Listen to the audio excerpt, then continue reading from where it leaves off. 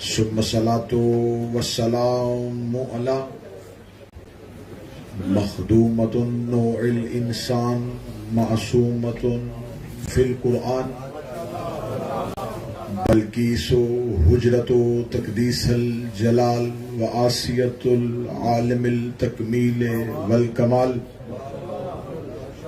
محافظت النبوہ وناشرت الولایہ بنت القلم والنون وسر بین الکاف والنون ودلیل ارادتہ کن فیکون وکتاب المکنون آیت اللہ العظمی وزوجت آیت اللہ الکبریٰ الصدیقۃ المبارکہ الراضیۃ المرضیہ عالمۃ غیر معلمہ ام الکتاب ام القرآن ام الانوار ام الائمہ ام المعصومین ام الحسن ام الحسین ام المحسن و ام ابیہا السیدہ فاطمہ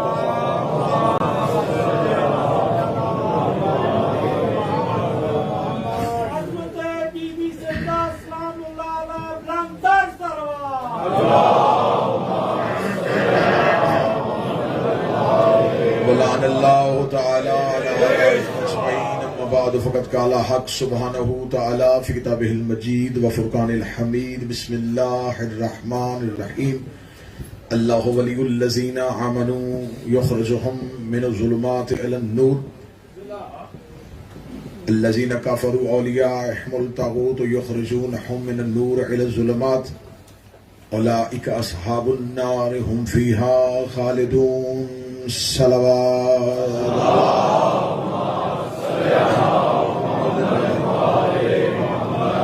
دعائے مالکان ذکر بندگان ذکر کا وارثان ذکر کی بارگاہ میں پیش ہونا قبول فرمائے۔ آقا زادی آپ جتنے مومنین و مومنات جتنے قدم چل کے آتے ہیں میرا مالک ایک ایک قدم کے صدقے اجر کثیر عطا فرمائے، گناہوں کو معاف فرمائے، خطاؤں کو معاف فرمائے۔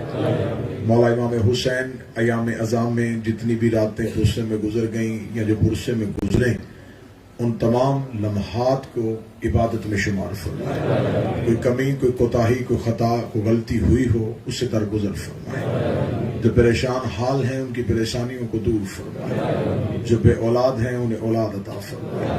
ہمیں آخری سانس تک عقیدہ حق عقیدہ ولایت پہ استقامت نصیب فرمائے۔ میرا مالک جہاں جہاں پوری دنیا میں مذہب اہل بیت کے ماننے والے ہیں ان کی حفاظت فرمائے، انہیں آباد و شاد فرمائے۔ یہ کچھ دعائیں ہیں مومنین کی جو ممبر تک آئی ہیں۔ سید علی رضا پیرس میں بیمار ہیں، میرا مالک دعا فرمائے، مالک انہیں صحت عطا فرمائے۔ سید باقر عباس، سیدہ زینب، سیدہ سکینہ، جتنی بھی مومنات میری بہنوں ماؤں بیٹیوں کے نام ہیں، میرا مالک انہیں صحت یابی عطا فرمائے۔ ایک مومنہ ہے وہ کینسر کی مریضہ ہیں، واسطہ ہے جناب فاطمہ الصغریٰ صلوات اللہ علیہا کی عزت کا، مولا انہیں صحت عطا فرمائے۔ جناب سید علی شیر شاہ بخاری، سیدہ رابعہ خاتون، مالک ان کے درجات بلند فرمائے۔ امجد بھٹی صاحب کے خانوادہ کے جتنے مرحومین ہیں مولا ان تمام کے درجات بلند فرمائے۔ میرا مالک جن جن مومنین نے دعاؤں کے لیے کہا ہے، جو زبانوں پہ آ گئی ہیں، جو نہیں آ سکی، جو آپ کے ذہن میں ہیں، جو آپ کی زبان پہ ہیں، میرا مالک اس ذکر کے تقدس کے صدقے سے یہاں سے کوئی بھی خالی ہاتھ واپس تمام کی دعائیں قبول و منظور فرمائے، کیونکہ ان کے سامنے دعا کہنے کے لیے لفظوں کی ضرورت نہیں ہے، نام کی ضرورت نہیں ہے، وہ مقلب القلوب ہیں، وہ دلوں کے حال جانتے ہیں۔ میرا مالک جو جو مومنین کی دعائیں اس وقت ان کے ذہنوں میں ہیں، زبانوں میں ہیں، جو ان کے حق میں بہتر ہیں، وہ نبی کی بیٹی کے حق کا واسطہ قبول فرمائے، وارث زماں کے ظہور میں جلدی فرمائے۔ ان تمام دعاؤں کی قبولیت کے لیے جتنی ممکن ہو سکے اتنی بلند صلوات تلاوت فرمائے۔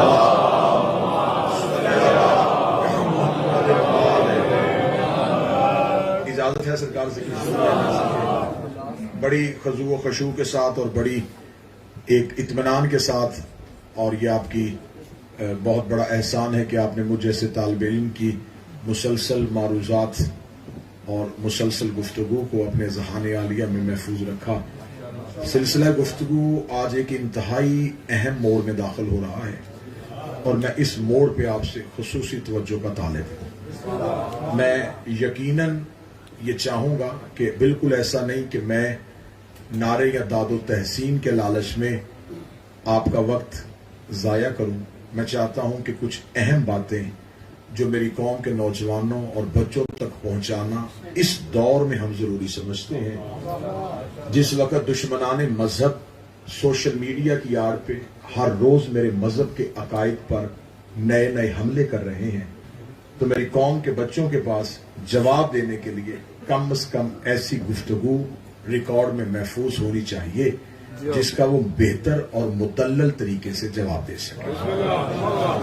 تو اس لیے میں نے موضوع ایسا چنا تھا، اس موضوع میں انتہائی باریکیاں آئیں، اور آج ایک بہت اہم موڑ ہے، اور یہ اہم موڑ اسی صورت میں گزرے گا اگر آپ کی توجہات مکمل مبذول۔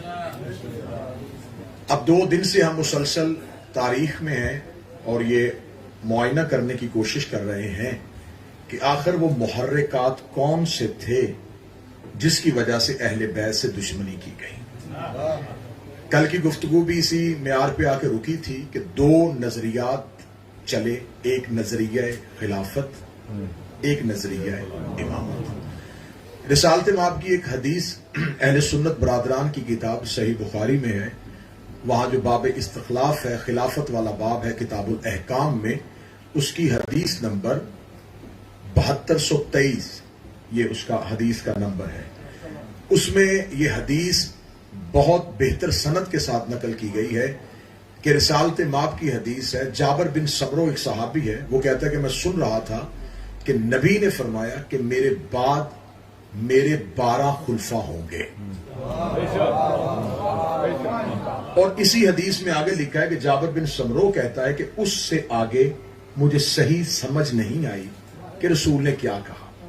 وہ کہتا ہے کہ میں نے بعد میں اپنے باپ سے پوچھا تھا کہ جب نبی یہ کہہ رہے تھے اس وقت آپ تھوڑا قریب بیٹھے تھے، تو نبی نے اس کے بعد کیا کہا تھا؟ تو وہ جابر نے اب جو اس سے آگے حدیث کا ٹکڑا ہے اس نے کہا یہ میں نے رسول سے خود نہیں سنا، میرے باپ نے مجھے بتایا ہے۔ اب اس کی ذمہ داری باپ پہ اس نے ڈالی ہے کہ وہ میرے باپ کی ذمہ داری ہے کہ اس نے کیا سنا تھا۔ وہ کہہ رہا کہ نبی نے فرمایا تھا کہ میرے بعد 12 خلفاء ہوں گے، اور وہ 12 کے 12 قریش سے ہوں گے۔ یہ حدیث معتبر سند کے ساتھ صحیح بخاری میں نقل ہو گئی، اور جتنی بھی احادیث کی کتابیں ہیں انہوں نے اس حدیث کو عام کیا کہ یہ حدیث مستند ہے، اسے مانا جا سکتا ہے۔ 5 طرح کی حدیث آئی ہے جی، 5 حدیثیں جو میں نے اپنی مطالعے سے گزاری ہیں وہ 5 ہی ہیں، چھٹی نہیں ہے۔ ایک حدیث ہے کہ رسول نے کہا کہ میرے 12 خلفاء ہوں گے، ایک حدیث ہے کہ میرے 12 نقیب ہوں گے، ایک ہے کہ میرے بعد 12 امیر ہوں گے، ایک ہے کہ میرے بعد 12 سردار ہوں گے، ایک ہے کہ میرے بعد 12 حاکم ہوں گے۔ یہ 5 لفظ آئے ہیں، لفظ بدلے ہیں، تعداد نہیں بدلے۔ میں پوری ذمہ داری کے ساتھ بات کر رہا ہوں، انتہائی ذمہ داری کے ساتھ بات کر رہا ہوں، اور مجھے پتا ہے کہ اس ممبر کی منصبی ذمہ داری کیا ہے۔ کسی بھی حدیث میں 11 کا لفظ نہیں آیا، 13 کا ہنسا نہیں آیا، عدد تبدیل نہیں ہوا۔ آگے تبدیل ہوا ہے، امیر ہوں گے، حاکم ہوں گے۔ یہ آج کی گفتگو بڑی سننے والی گفتگو ہے، اگر آپ مکمل مبذور رہیں گے نا تو دیکھیں میں نے آپ کو دال سے چھٹی دے دی ہے۔ جو کام خطیب کی خوراک ہوتی ہے نا، ذاکر کی خوراک ہوتی ہے، ہاتھ اٹھائیں بولیں، یہ میں پہلے کہہ رہا ہوں کہ میں آپ کو اس معاملے میں بالکل آزاد کر رہا ہوں۔ صرف آپ سے میں نے توجہ چاہیے کہ آپ جو میں بولوں آپ اسے محفوظ کر لیں۔ تعداد نہیں بدلی، ہنسا جو ہے جی، ہنسا تبدیل نہیں ہوا، اس کا مطلب ہے تعداد 12 ہے۔ اب جنہوں نے خلافت لی ہے نا انہوں نے بھی 12 ہی خلیفہ بنائے، کیونکہ ان کے پاس نبی نے جو ایک عدد دیا تھا، ایک فگر، بچے کی بات سن لیں اسے بھیجیں، جو فگر نبی نے دیا تھا وہ 12 تھا، تو جو آپ رکھیں گے پوری۔ اس لیے جن کے پاس آئمہ ہیں ان کے پاس بھی 12 ہیں، خلفاء کے پاس بھی 12 ہیں۔ خلافت والے کہتے ہیں کہ ہمارے پاس وہ ہدایت کا رستہ ہمارے پاس، امامت والے کہتے ہیں ہمارے پاس۔ اچھا لطف دیکھیے گا کہ خلافت والوں نے تھوڑی دیر بعد 4 امام بنا لیے۔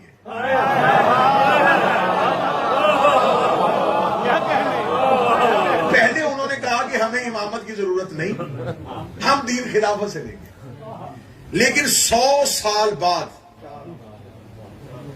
انہوں نے پھر آگے جا کے اپنی فقہ کے لیے 4 آئمہ بنا لیے. تو جو بڑی عزت کے ساتھ آپ نے جذبات پہ قابو رکھنا ہے. جذباتی لوگوں سے تھوڑا سا میں کہوں گا کہ حوصلے کے ساتھ مجھے موقع دیجیے گا کہ جو کچھ کہنا ہے وہ میں کہہ لوں اور آسان طریقے سے کہوں. اب ان کے ہاں دیکھیں میں بڑی عزت کے ساتھ بات کر رہا ہوں, بڑے احترام کے ساتھ بات کر رہا ہوں. خلافت والوں کے ہاں 4 آئمہ آئے. آئمہ اربع کہتے ہیں عربی زبان میں 4 کو. 4 آئمہ جس میں پہلے امام ابو حنیفہ, نام ان کا نعمان بن ثابت تھا, مشہور تھے ابو حنیفہ کے نام سے. ابو حنیفہ امام ہے, امام شافعی ہیں, امام مالک ہیں, امام حنبل ہیں. یہ 4 امام ہیں. ان میں سے جو سب سے بزرگ ہیں وہ امام ابو حنیفہ ہے. یہ نبی کے جانے کے 100 سال بعد پیدا ہوئے ہیں.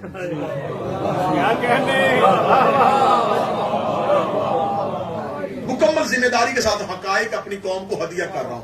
جتنے تابڑ توڑ حملے ہوئے ہیں نا, میں سب کا جواب آج کی تقریر میں دینے لگا, اور کوشش کروں گا جو اگلی 2 تقریریں ہوگی وہ اس سے بھی زیادہ اہم ہوگی, کیونکہ میں خود کو خطرے میں ڈال رہا ہوں لیکن قوم کو خطرے سے نکالنے لگا.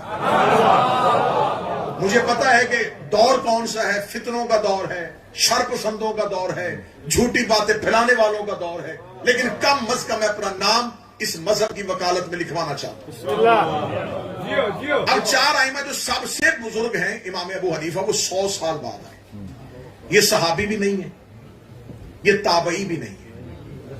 صحابی انہیں کہتے جو نبی کی صحبت میں بیٹھے, تابعی اسے کہتے ہیں جو نبی کو نہ دیکھا ہو لیکن صحابی کے پاس بیٹھے. نہ یہ صحابی ہیں نہ یہ تابعی ہیں. یہ سب نے مانا, وہ کہتے ہیں صحابی بھی نہیں تابعی. 100 سال بعد جب پیدا ہوئے, 100 سال بعد پیدا ہوئے, اور انہوں نے فقہ مرتب کی کہ نماز ایسے پڑھنی ہے, روزے کا وقت یہ ہے, زکوٰۃ یہ ہے. ہم سے پوچھتے ہیں لوگ کہ شیعت کب شروع ہوئی. میں آج ایک سوال رکھنا چاہتا ہوں. 100 سال بعد آپ کی فقہ کا پہلا امام مرتب ہوا. اس سے پہلے جتنا دور گزرا آپ کس مذہب پہ تھے؟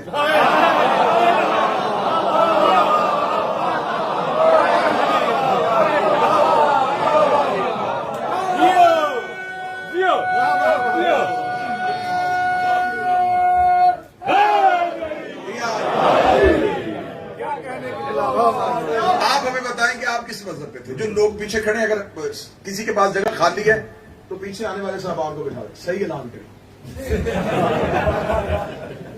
کسی مومن بھائی کی امنا کی گاڑی نمبر EG19YHX جس کسی نے بھی پارک لیا پلیز اسے فوراً ریموو کریں. دوسری گاڑی LP16UCF پلیز یہ گاڑی ریموو کر لیں, بعد میں اعلان نہیں کیا جائے گا, نہیں تو اٹھا کے لے جائیں گے.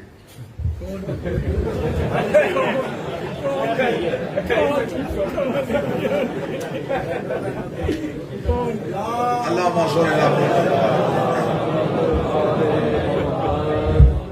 موضوع کے ساتھ موضوع ختم نہ ہو آپ کے ذہنوں سے.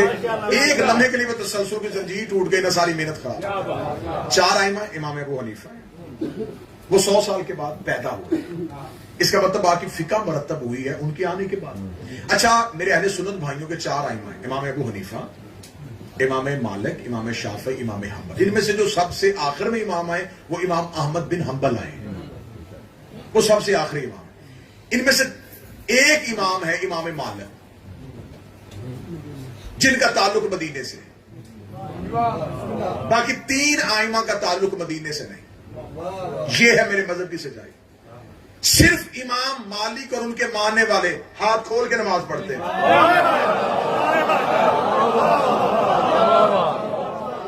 جس امام کا تعلق مدینے سے ہے وہ خود بھی ہاتھ کھول کے پڑھتے ہیں, اور ان کے ماننے والے مالکی آج بھی ہاتھ کھول کے نماز پڑھتے ہیں. دوبارہ بتائیں. میں کیونکہ اب یہ موضوع میرا آئمہ اربع موضوع نہیں, میرا موضوع ہے خلفاء, امامت و ملوکیت. کہ آخر اسلام میں دیکھیں ایک دیوار, جو میرے بزرگ احباب تشریف فرمائیں, ایک دیوار کی پہلی اینٹ ٹیڑھی رکھی جائے, 50 منزل بھی اوپر لے جاؤ, دیوار ٹیڑھی جائے گی. اگر اس کے بعد آپ اس کی اوپر والے جتنے مرضی فلور بار بار ان کو ختم کر کے دوبارہ بنائیں, وہ ٹھیک نہیں ہو. پھر آخر کسی بہت اچھے کاریگر کو بلائیں, آرکیٹیکچر کو بلائیں, تو وہ یہ کہے گا کہ دیکھیں آپ جتنی دفعہ مرضی اس کو توڑیں یہ ٹھیک نہیں ہونی، بنیاد ٹھیک کرے۔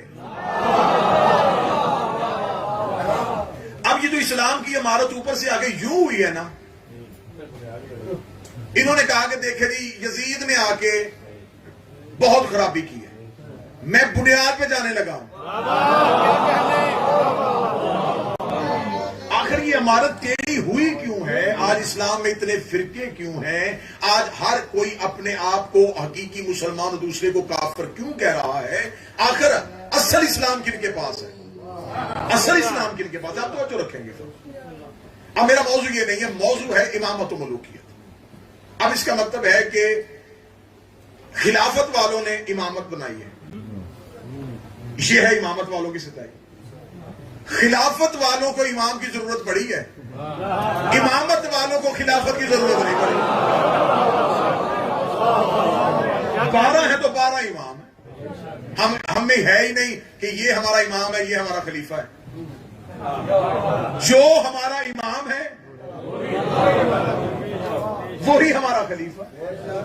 اب اگر وہ خلیفہ رسول کے خلیفہ تھے تو آپ نے ان سے فقہ کیوں نہیں لی؟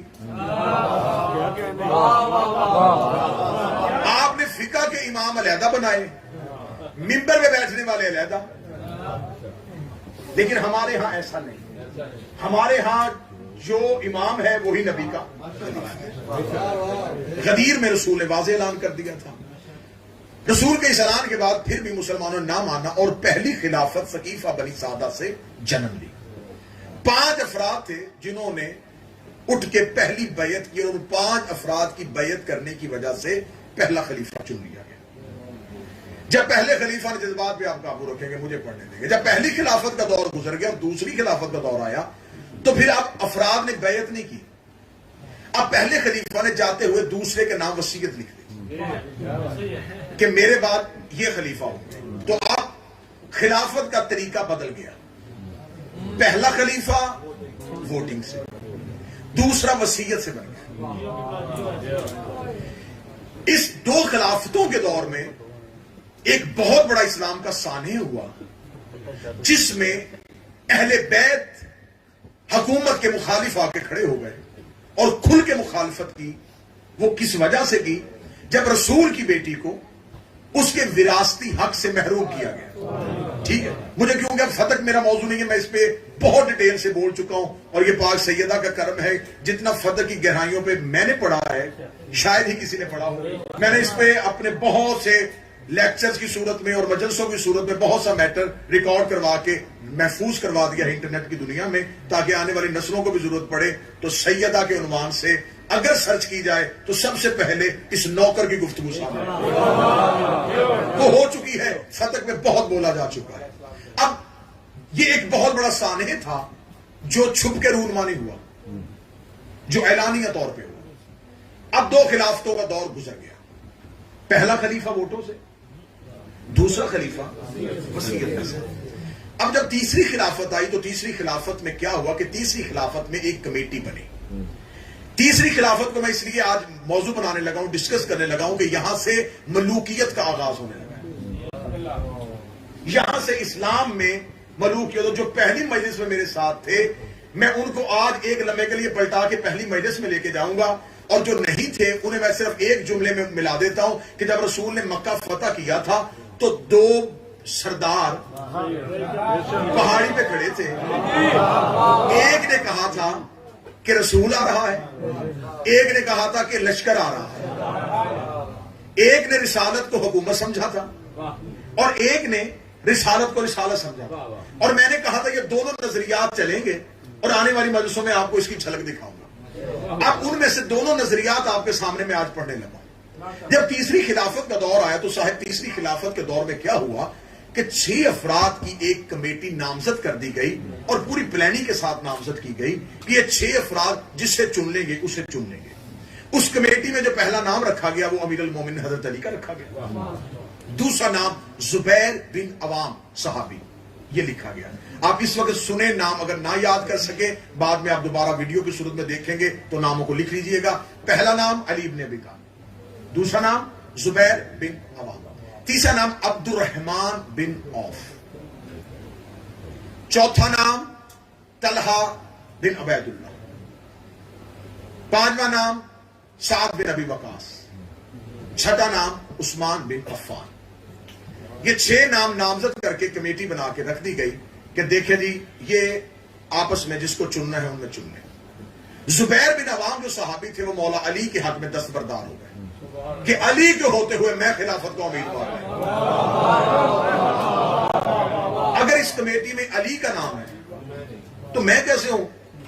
یہ کیسی کمیٹی ہے کہ آپ کہہ رہے ہیں کہ 6 میں سے چنو، تو جہاں علی ہو وہاں میں کیوں؟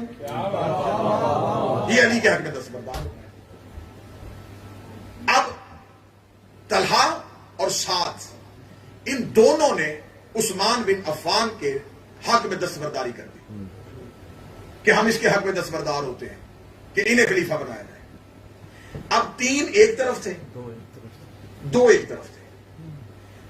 اب آخری ووٹ تھا عبد الرحمن بن عوف کا، یہ سب کچھ طے شدہ تھا، طے شدہ تھا۔ اب عبد الرحمن بن عوف سے کہا گیا کہ اب آپ فیصلہ کریں جی، 3 ووٹیں ادھر ہیں 2 ادھر ہیں، آپ بتائیں۔ اور پوری ذمہ داری کے ساتھ میں کہہ رہا ہوں کہ یہ جو گفتگو میں کر رہا ہوں یہ شیعہ کتابوں سے نہیں کر رہا، یہ بات ذہن میں رکھیے گا، یہ بات ذہن میں رکھیے گا۔ ابو الفدا سے کر رہا ہوں، تاریخ عاصم کوفی سے کر رہا ہوں، ابن خلدون سے کر رہا ہوں، تاریخ طبری سے کر رہا ہوں، طبقات ابن سعد سے کر رہا ہوں، اور خلافت و ملوکیت سے کر رہا ہوں۔ یہ کوئی میں نہج البلاغہ اصول کافی سے نہیں پڑھ رہا، میں اہل سنت کتابوں کے حوالے میں نے ویڈیو میں دیے ہیں، ان سے میں یہ پورا آج کی تقریر آپ کو سنا۔ عبد الرحمن بن عوف سے کہا کہ تو فیصلہ کر۔ عبد الرحمن بن عوف کیونکہ اب یہ ساری چیزیں طے شدہ تھیں، واقعات میں وہی پڑھوں گا جو کتابوں میں ہیں، سازشیں آپ کو ساتھ ساتھ بتاتا رہوں گا۔ عبد الرحمن بن عوف نے کہا کہ پھر ایسے کرتے ہیں کہ میں ایک شرط رکھتا ہوں، کیونکہ ادھر عثمان بن عفان ہے، ادھر علی بن ابی طالب ہے، تو پہلے گیا مولا علی کے پاس، اس نے کہا دیکھیں اگر تو آپ خلافت لینا چاہتے ہیں تو ووٹنگ کا آخری جو کارڈ ہے وہ میرے پاس ہے، میں جسے کہہ دوں گا وہ بن جائے گا، لیکن ایک شرط آپ کو ماننی پڑے گی۔ مولا نے فرمایا کون سی شرط؟ اس نے کہا قرآن، سنت اور سیرت شیخین پر عمل کرنا پڑے گا۔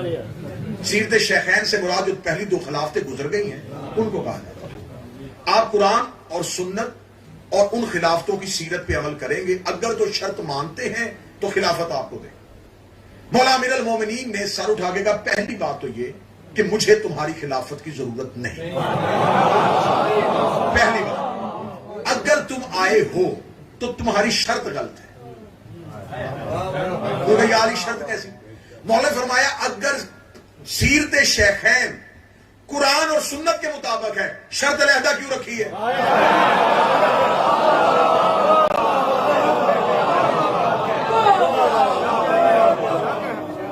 اگر قرآن اور سنت کے مطابق ہے تو علیحدہ شرط رکھنے کی ضرورت نہیں تھی، کیوں شرط رکھی گئی ہے؟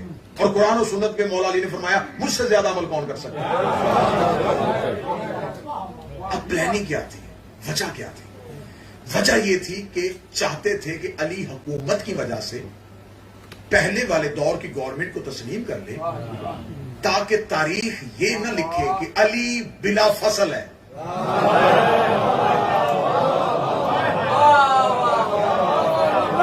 نبوت اور آپ بات کو سمجھ رہے ہیں؟ نبوت اور علی تک یہ درمیان میں گیپ ہے نا، اسے علی کو تسلیم کروا کے علی کو یہاں رکھ لیں۔ اگر علی نے اس کو تسلیم نہ کیا تو علی کو نبی کے بعد یہاں رکھنا پڑے گا۔ مولا نے انکار کر دیا، مولا نے فرمایا میں تو نہیں کروں گا بھائی، قرآن و سنت والی شرط ہے تو وہ شرط علی کو ہر صورت قبول ہے، لیکن یہ شرط نہیں مانا۔ اب پلاننگ تھی، وہی شرط جا کے عثمان بن عفان کے سامنے رکھی گئی۔ آپ اس شرط کو مانتے ہو؟ انہوں نے فوراً کہا جی میں مانتا ہوں۔ بالکل سنجیدگی سے سنیے گا، میں تاریخی حقائق پڑھ رہا ہوں، ابھی تک میری قوم خیبر و خندق میں کچھ ہوئے جا رہی ہے۔ اگر آج آپ نے اپنی نسلوں کو یہ حقائق نہ بتائے آپ کی نسلیں گونگی ہو جائیں گی۔ یہ تاریخی حقائق ہے، دشمن چھپا رہا ہے، وہ علی کے بغض کی وجہ سے نہیں سنا رہے، اپنے خوف کی وجہ سے نہیں سنا رہے۔ اور اگر مشکل دور میں کوئی بندہ یہ کام کرے تو آپ کو چاہیے کہ تھوڑی سنجیدگی سے آج گفتگو کو سنیں. انہوں نے کہا جی میں اس شرط کو قبول کرتا ہوں اور مجھے خلافت دے دی جائے. اب خلافت دی گئی. ذہن میں رکھیے گا خلافت کس شرط پہ دی گئی تھی؟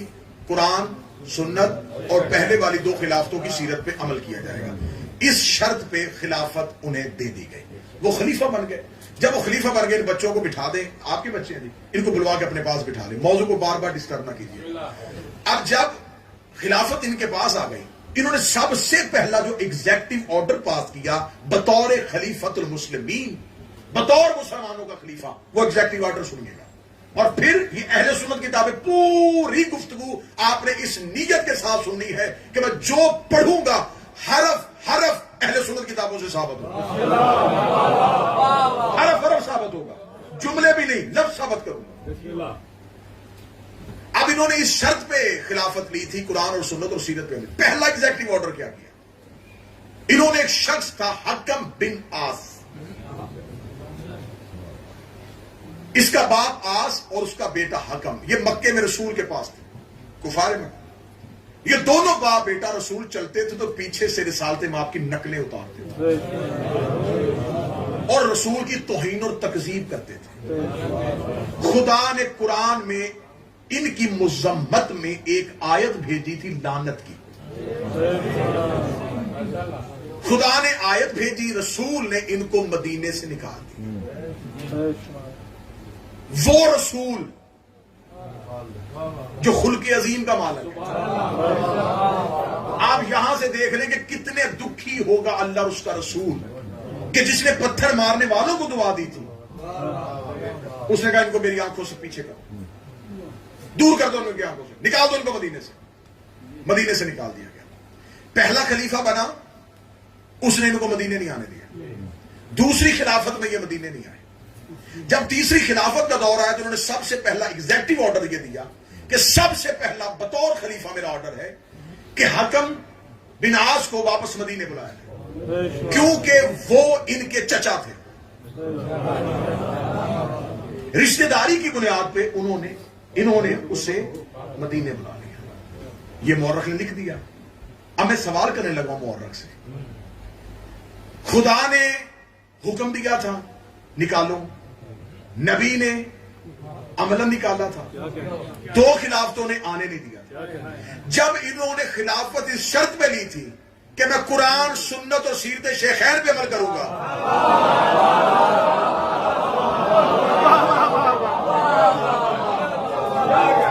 تو پہلے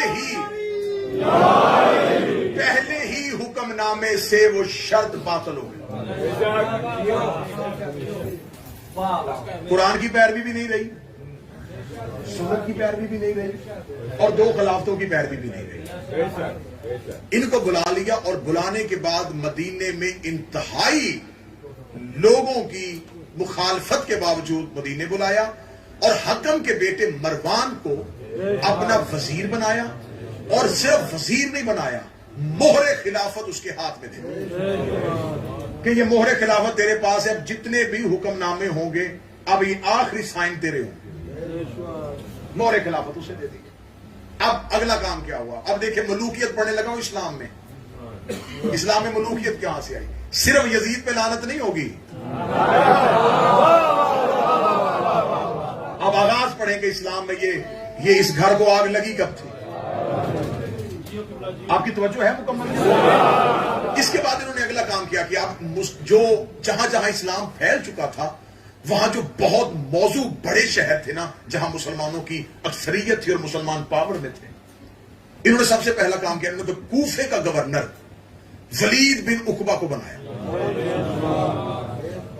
ایگزیکٹو آرڈر سے بنایا.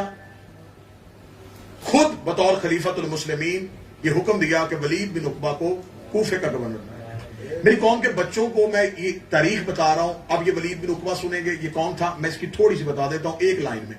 یہ عقبہ بن ابی معیط کا بیٹا تھا جس نے مکے میں رسول کو سجدے کی حالت میں اونٹنی کی اوجری نبی پہ پھینکی تھی.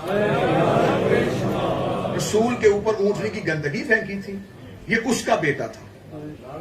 اسے کوفے کا اہم شہر کا گورنر بنایا. اور یہ وہی ولید تھا جس میں یہ ان ساری کتابوں میں ہے، ان کتابوں میں ہے کہ اسی گورنر نے, صحیح بخاری میں سے میں پڑھنے لگا ہوں, کہ اسی گورنر نے جب کوفہ میں گیا, اس نے شراب پی کے مسلمانوں کو کوفہ کی مرکزی مسجد میں فجر کی نماز 4 رکعت پڑھائی, اور 4 رکعت پڑھانے کے بعد پیچھے مڑ کے کہا کہ اور پڑھاؤں. حالت دیکھیے گا ذرا, اچانک ہی یزید نہیں آیا,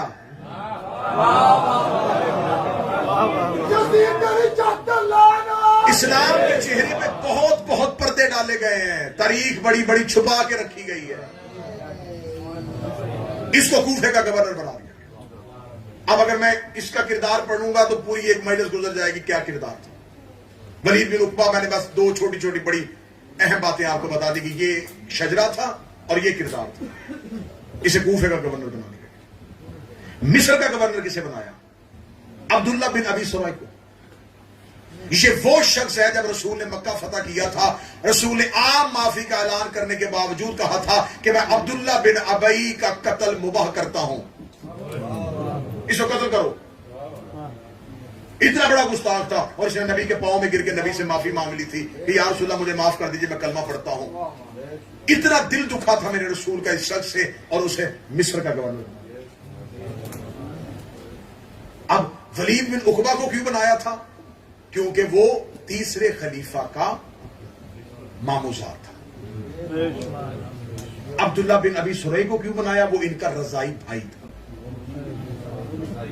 عبداللہ بن عامری کو کیوں بنایا بصرے کا گورنر؟ وہ ان کا خالہ زاد تھا. یہ ساری جو چیزیں ہیں یہ رشتہ داری کی بنیاد پہ دی جا رہی ہیں. اب سمجھ رہے اسلام میں کیا ہونے لگا؟ کوفے کا گورنر رشتہ داری کی بنیاد پہ, خالہ زاد ہے, رضائی بھائی ہے, ماموزاد ہے. ان کو اب تھوڑا سا بات پہ قابو رکھیں, ان کو اہم شہروں کا گورنر بنا دیا گیا. تھوڑا سا میں آپ کو پیچھے لے کے جاتا ہوں. جب پہلی خلافت کا دور تھا نا, جب پہلا خلیفہ تھا, تو پہلے خلیفہ نے شام میں لشکر بھیجا تھا, ایک شام کو فتح کرنے کے لیے, کہ شام کو فتح کرو. تو اس میں 4 لوگ جو تھے نا, اس لشکر کے سردار بنائے تھے. ایک عمر بن عاص, ایک ابو عبیدہ بن جراح, ایک شرجیل بن حسنہ, اور ایک زیاد بن ابی سفیان, یزید بن ابی سفیان. ابو سفیان ایک تو معاویہ کا بیٹا یزید ہے نا, ایک معاویہ کا بھائی بھی یزید تھا, یزید بن ابی سفیان. ان 4 لوگوں کو شام فتح کرنے کے لیے بھیجا, اور ساتھ پہلے خلیفہ نے لکھ کے بھیجا تھا اگر شام فتح ہو جائے نا تو جو حمص کا علاقہ ہوگا, یہ کیونکہ پورا شام ہی تھا, چھوٹے چھوٹے ملکوں میں تو تقسیم بعد میں ہوا تھا, کہ جو حمص کا علاقہ ہے نا یہ دے دینا ابو عبیدہ بن جراح کو, اردن دے دینا شرجیل بن حسنہ کو, فلسطین دے دینا عمر بن عاص کو, اور دمشق دے دینا یزید بن ابی سفیان.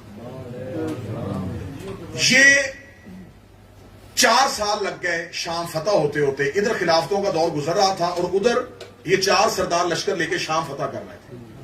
جب شام 14 ہجری میں فتح ہو گیا تو انہوں نے شام کو آپس میں تقسیم کر لیا. دمشق جو تھا یہ آ گیا ابو سفیان کے بیٹے اور معاویہ کے بھائی یزید کے پاس. یہ بن گیا دمشق کا گورنر. جب یہ دمشق کا گورنر بن گیا تو 18 ہجری میں طاعون کی بیماری کی وجہ سے اس کی موت ہو جاتی ہے. اس کا چھوٹا بھائی تھا معاویہ بن ابی سفیان, دمشق کا حاکم بن گیا. وہ 18 ہجری سے لے کے 60 ہجری تک شام امیہ کے بیٹوں کے پاس رہا. 42 سال 42 ایئرز مسلسل انہوں نے شام پہ حکومت کی ہے. تو جہاں 42 سال ایک حاکم رہا ہو, ان لوگوں کو کیا پتا تھا کہ علی کی محبت کیا ہے؟ یہ ہسٹری بڑی ضروری ہے علی کی دشمنی کی وجہ جاننے کے لیے, کہ علی کی دشمنی کی وجہ کیا تھی. جب, کیونکہ میں تیسری خلافت اب پڑھ رہا ہوں, اب میں نے اس کا تھوڑا بیک گراؤنڈ بتایا تھا کہ جب معاویہ بن ابی سفیان جو تھا یہ بن گیا دمشق کا گورنر. جب تیسری خلافت کا دور ہے تو انہوں نے خط لکھا. انہوں نے کہا اردن, فلسطین, بحرین, حمص, یہ سارے کا سارا علاقہ شام میں شامل کر کے اس کا حاکم معاویہ کو بنا. کس وجہ سے؟ اس وجہ سے کہ یہ بھی امیہ سے تھے اور وہ بھی امیہ کی نسل سے تھے. یہ جو تیسرے خلیفہ تھے عثمان، ان کا شجرہ ہے عثمان بن عفان بن عاص بن امیہ، اور جو شام میں بیٹھا تھا اس کا شجرہ ہے معاویہ بن ابو سفیان بن حرب بن امیہ، وہ بھی نسل امیہ، یہ بھی نسل امیہ۔ کون ابو سفیان؟ جس نے مکہ میں کہا تھا حکومت آ رہی ہے، ادھر شام میں بھی امیہ کی نسل میں سے آ گیا، ادھر مدینے میں بھی نسل امیہ میں سے ایک حاکم آ گیا۔ پہنچ رہی ہے باتیں جس میں؟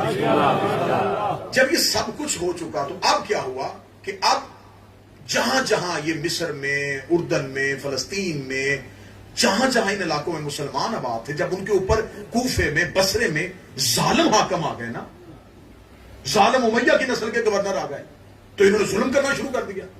لوگ تڑپ اٹھے، تڑپ کے لوگ اب مدینے کی طرف آنے لگے۔ پہلے شکایتیں آتی رہیں، جب شکایتوں کا کوئی ازالہ نہیں ہوا تو آخر انہوں نے مختلف ٹولوں میں لشکر بنے اور 3 لشکر مدینے میں آ گئے۔ پہلا لشکر مطالبہ کر کے بیٹھا تھا جو دارالمارہ کا محاصرہ کیے ہوئے تھا، ان کا مطالبہ تھا کہ انہیں ہٹاؤ، زبیر بن عوام کو خلیفہ بناؤ۔ دوسرا کہتا تھا انہیں ہٹاؤ، ابو عبیدہ بن جراح کو خلیفہ بناؤ۔ تیسرا لشکر کہتا تھا کہ انہیں پہلے ہٹاؤ، حکومت کا فیصلہ بعد میں کریں۔ امیر المومنین اپنے نوکروں کو کہتے بس خاموش ہو کے دیکھو۔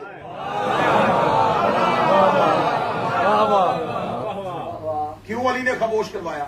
جو کل علی کے ساتھ کیا تھا وہ اب سب کچھ ریپیٹ ہو رہا۔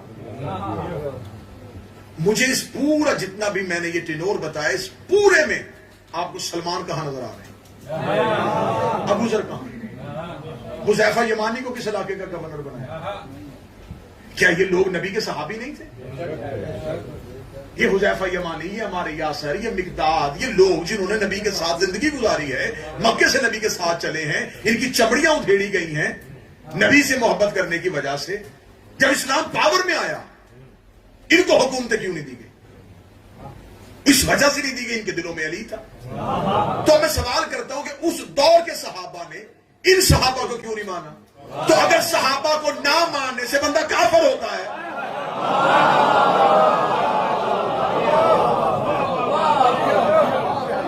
تو پھر کیا یہ صحابی نہیں ہے؟ کہتے نہیں جی یہ اس دور کی باتیں تھی، اس دور میں مشاجرات صحابہ ہوئے، اس دور میں آپس میں لڑائیاں ہوئی، اب ہمیں چپ ہو جانا چاہیے۔ علی والے سولی پہ بھی بولتے ہیں۔ علی مورخ نے نہیں لکھا، ہاں یہ بات آپ میری قوم سے ہے، میں علی مورخ نے لکھا، فضائل علی مورخ نے نہیں لکھے، یہ لہو سے لکھے گئے ہیں۔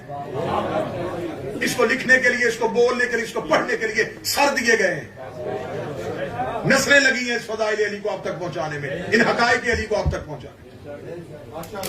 اب جب تینوں طرح کے لشکر جو ہے انہوں نے آ کے مدینے کا محاصرہ کر لیا، اور مدینے کا محاصرہ کر کے انہوں نے دارالمارہ کو گھیر میں لے لیا۔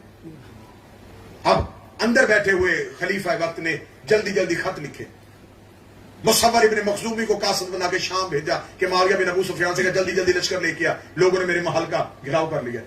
اس نے یہ کہہ کے قاصد کو واپس بھیج دیا کہ جتنی دیر میں شام سے مدینے جاؤں گا حملہ ہو جائے گا، لہذا انہیں کہیں یہ مدینے کی لڑائی ہے سنبھالے، کیونکہ وہ ایک بہت بڑی اسٹیٹ کے پاورفل بن کے بیٹھے ہوئے، انہیں کیا ضرورت ہے مدینے کی لڑائی میں ہاتھ ڈالیں؟ ان کے پاس ایک بہت بڑی اسٹیٹ تھی، وہ شام میں بیٹھے ہوئے تھے، 8-10 ملک ان کے انڈر تھے، انہیں کیا ضرورت تھی؟ انہوں نے کہا یہ مدینے والوں کی لڑائی ہے، آپ جانیں۔ اور شام والوں نے اسلام کا ایک ہی رخ دیکھا تھا جو امیہ والوں نے دکھایا تھا۔ یہی وجہ ہے کہ علی قتل ہوئے کوفے میں، اور شام میں لوگ پوچھ رہے تھے علی مسجد میں کیوں گئے تھے؟ شام میں علی کی دشمنی کتنی تھی، یہ ایک علیحدہ مجلس مجھے چاہیے کہ شام والوں کا کردار کیا تھا، ان کے پاس اسلام کیا تھا۔ مدینے کا ایک شخص تجارت کرتا کرتا شام پہنچا، تو چلے اب بات چل رہی ہے تو میں ضمناً ایک بات سناتا ہوں۔ جب وہ شام پہنچا تو اس نے جا کے دیکھا کہ مسجد تھی شام کی، جامع مسجد سے دمشق کی، اذان ہو رہی ہے، اور مؤذن کیا کہہ رہا ہے؟ اشہد ان لا الہ الا اللہ، اشہد ان لا الہ یا اشہد ان محمد رسول اللہ۔ میں گواہی دیتا ہوں کہ اللہ ایک ہے، اور یہ گواہی دیتے ہیں کہ محمد اللہ کا رسول ہے۔ میں حقائق پڑھ رہا ہوں، حقائق۔ وہ شخص پریشان ہو کے مسجد میں دوڑا کہ مؤذن کو روکوں، یہ کیسی اذان دے رہا ہے؟ جب وہ مسجد میں پہنچے تو تب تک نماز کھڑی ہو گئی تھی۔ جب وہ پہنچا تو جو نماز پڑھا رہا تھا اس کا ایک پاؤں مسلح پہ تھا اور ایک ٹانگ مسلح سے نیچے تھی۔ اور وہ نماز پڑھا رہا تھا. آپ لطف نہ لیجئے گا, آپ ان چیزوں سے عبرت حاصل کیجئے گا کہ سچے امام کو چھوڑنے سے کیا کیا نقصان ہوتا ہے. صدقے کیا کہ تمہیں علی مل گیا ہے, ورنہ آج ہم بھی حیوان ہوتے. وہ گیا تو ایک ٹانگ مسلح پہ اور ایک نیچے, اور نماز پڑھ. اس شخص نے دیکھا, اس نے کہا حد ہو گئی ہے, یہ کیسی نماز ہے. وہ جلدی سے گیا, اس نے کہا میں جلدی جاتا ہوں, اور جلدی جا کے جو شہر کا قاضی ہے اس کو جا کے شکایت لگاتا ہوں. جب وہ پہنچا تو قاضی کی حالت کیا تھی کہ قاضی جو تھا, جسٹس جو تھا, اس شہر کی سب سے بڑی عدالت کا جو جج تھا, اس کے سامنے شراب کا جام پڑا تھا اور قرآن کھلا ہوا تھا, اور ایک گھونٹ شراب کا پی کے وہ قرآن پہ ہاتھ رکھ کے کہتا ہاں یہ شراب ہے. اس شخص کا دل پھٹنے کو آ گیا. آپ سن رہے ہیں تو آپ کی یہ کیفیت ہے, جو دیکھ رہا ہو اس نے یہ کیسا اسلام ہے. وہ بھاگا, اس نے کہا جا کے میں حاکم کو جا کے کہوں گا کہ یہ دیکھو یہ کیا ہو رہا ہے. جب وہ پہنچا تو انہوں نے کہا وہ تو ایک نماز جنازہ پڑھانے کے لیے گئے. جب وہ ان کے پیچھے قبرستان کی طرف بھاگا تو ایک زندہ شخص کو رسیوں میں لپیٹ کے لے جایا جا رہا اور اس کو سامنے رکھا گیا, اس کا جنازہ پڑھا گیا, زندہ کو قبر میں گاڑ کے. جب اس نے یہ منظر دیکھا تو اس نے چیخ مار کے کہا, اس نے کہا کیا حال کر دیا تم نے شریعت محمدی کا, کیا حال کر دیا تم نے اسلام محمد کا. انہوں نے کہا کیا ہوا. انہوں نے کہا میں نے اذان یہ دیکھی, نماز یہ دیکھی. انہوں نے کہا اس میں کیا ہے. اب انہوں نے اس کو مطمئن کیسے کیا. انہوں نے کہا ہماری مسجد کا مؤذن چھٹی پہ تھا, ایک عیسائی جس کی آواز اچھی تھی اسے ہم نے بطور مؤذن رکھ لیا. وہ کہتا اللہ ایک ہے, یہ کہتے ہیں کہ محمد اللہ. اس نے کہا جس نے نماز پڑھائی ہے اس کا ایک پاؤں مسلح پہ تھا. اس نے کہا ہاں میں جلدی میں آ رہا, میرا آدھا جسم پاک تھا آدھا ناپاک تھا, جو پاک تھا وہ میں نے مسلح. اس نے کہا وہ جو جسٹس تھا, جو وہ قاضی ہے جس نے شراب, اس نے کہا اس کے پاس ایک فیصلہ آیا تھا کہ یہ کسی شخص سے شراب برآمد ہوئی ہے. وہ شخص کہہ رہا تھا یہ شراب نہیں ہے, تو وہ پی کے قرآن پہ حلف دے رہا تھا. اس نے کہا تو نے زندہ کا جنازہ پڑھایا. اس نے کہا زندہ کا جنازہ کیسا. 40 لوگ آ کے گواہی دے رہے تھے کہ یہ مر گیا, تو میں 40 لوگوں کی گواہی دیکھتا یا ایک ہی دیکھتا. جب اس نے رونا شروع کیا تو حاکم نے دیکھا کہاں سے آیا ہے. اس نے کہا مدینے سے. اس نے کہا ابو طالب کے بیٹے علی کو جانتا ہے. کہنے کہا علی کو جانتا. اس نے کہا علی کو جا کے حاکم کا پیغام دے دینا کہ میرے پاس شام میں اتنا جاہلوں کا مجمع اکٹھا ہو گیا ہے کہ میں جب چاہوں علی کے مقابلے پہ لے کے آ سکتا ہوں. جن لوگوں کو قرآن کی عزت کا نہیں پتا تھا, جن کو نبی کی عزت کا نہیں پتا تھا, وہ علی کا احترام کیسے کرتے. یہ تھا شام کا تصور. شام میں یہ ہو گئی تھی اسلام کی حالت. سمجھ آ رہی ہے بات. اب جب حملہ چاروں طرف سے ہو چکا, انہوں نے انکار کر دیا کہ میں بھی نہیں آؤں گا. عبداللہ بن عامر جو ان کا ماموزاد تھا, اس نے بصرے کی جامع مسجد میں اعلان کیا تھا, لیکن لوگوں نے کہا تھا ہم ساتھ نہیں دیں گے, ہم نہیں نکلیں گے. کوئی بھی نہ نکلا, اکیلے رہ گئے. جب بالکل تیسرے خلیفہ اپنے گھر میں محصور تھے تو اپنے غلام سے کہنے لگے کوئی علی کو بلاؤ, کوئی علی کو پیغام دو. امیر المومنین تک پیغام پہنچا. علی ابن ابی طالب آئے. آپ قطعاً نہ سوال کیجئے گا, نہ کوئی سوال شیعہ یہ نہ کیا کرے کہ علی نے ایسا کیوں کیا. پہلی بات تو یہ کہ امام کے کسی فعل پہ ایسا نہیں کہتے. دوسری بات ہے کہ کبھی بھی امام کو اپنی نظر سے نہ دیکھیں کہ جیسا ہم انسانوں کا مزاج ہے, امام بھی ہم جیسے ہوتے ہیں, تو ہم تو ایسے کبھی دشمن کو نہ کرے. تو امام ہوتا ہے اللہ کا مظہر. اللہ کافر کو بھی خوراک دیتا ہے. قرآن میں اتنی مذمت کی ہے.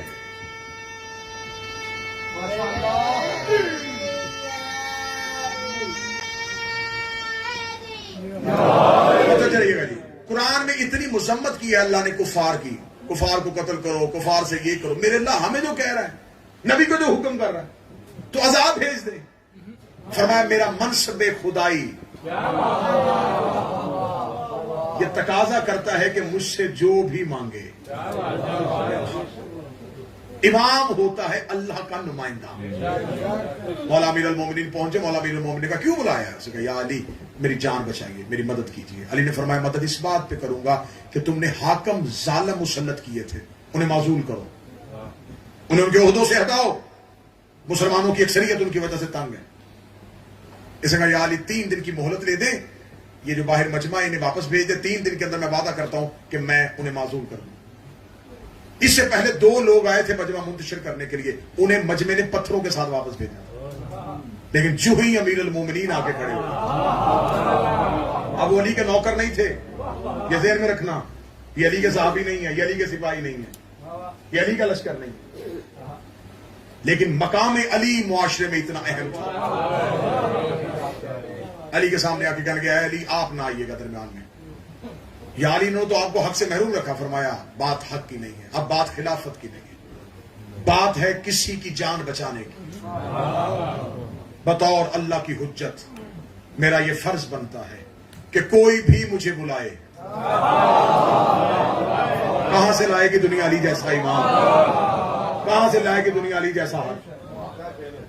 مولانا نے فرمایا منتشر ہو, 3 دن کی مہلت ہے, 3 دن کے اندر حاکموں کو معزول کر دیا جائے. 3 دن گزر گئے اور کوئی حاکم اپنے عہدے سے نہیں ہٹا. اب وہ تو نہیں ہو رہے ان باتوں سے, یہ مقدمہ ہے, کیونکہ کل اور پرسوں کی گفتگو میں نے علی کی اگلی جنگیں پڑھنی ہیں. مجھے جمل پڑھنا ہے, مجھے صفین پڑھنا ہے, مجھے نہروان پہ جانا ہے, مجھے علی کی دشمنی پڑھتے پڑھتے قتل حسین کی تحقیق پہ آنا. کیوں یہ کر رہے ہو؟ انہوں نے کہا 3 دن کے اندر کوئی بھی اپنے عہدے سے معزول نہیں ہوا. جب کہا 3 دن کے اندر کوئی بھی اپنے عہدے سے معزول نہیں ہوا, امیر المومنین جب دوبارہ آئے نا, تو اب حالت کیا تھی؟ دارالامارہ میں بنی امیہ سارا اکٹھا تھا. جو ہی علی آئے تو علی نے آگے فرمایا کہ میں نے 3 دن کی مہلت تمہیں لے کے دی تھی, تو تم نے اپنے حاکم جو معزول کیوں نہیں کیے؟ اب وہ تو خاموش تھے اور بنی امیہ سارا خاندان اٹھ کے کھڑا ہو گیا. یا علی, اگر یہ آپ کی وجہ سے چپ ہو سکتے ہیں تو اس کا مطلب ہے کہ آپ نے یہ مجمع کو بھڑکایا. جب انہوں نے بجائے مولا علی کے شکر گزار ہونے کے مولا علی پہ الزام لگایا, تو یہ مولا کے لفظ ہیں, میں اہل سنت کی کتاب, مولا نے فوراً ان کی طرف دیکھا, اوے ہمارے آزاد کردہ غلاموں کے بیٹو,